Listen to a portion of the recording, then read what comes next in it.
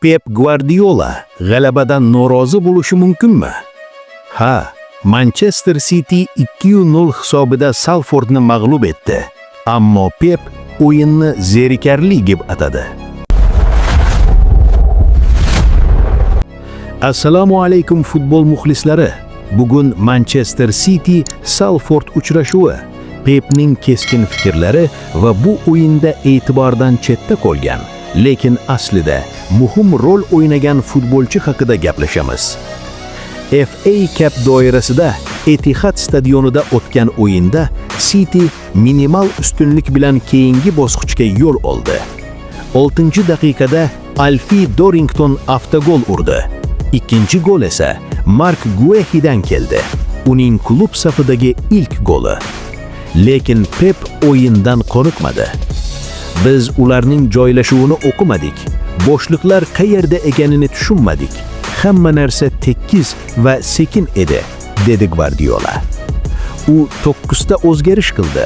Rotatsiya katta edi, ammo bahona qilmadi. Charchoq deyishim mumkin, lekin bu bizning ishimiz, dedi Pep. Endi asosiy nuqtaga o'tamiz. Shu o'yinda himoya chizig'ida Abduqodir Husanov to'liq 90 daqiqa harakat qildi. Pep 3 nafar himoyachini almashtirdi, lekin Husanov maydonda qoldi. Bu tasodif emas.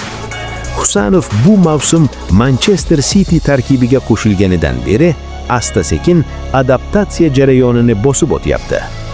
U markaziy himoyachi sifatida pozitsion o'yinda intizomli, havoldagi kurashlarda ishonchli va to'p bilan chiqishda soddalikni afzal ko'radi. Salfordga qarshi o'yinda City hujumda ideal ko'rinmagan bo'lsa-da, himoyada deyarli xavf tug'dirmadi. Salford o'tgan mavsum 8-0 yutqazgandi. Bu safar esa ancha tartibli ko'rindi.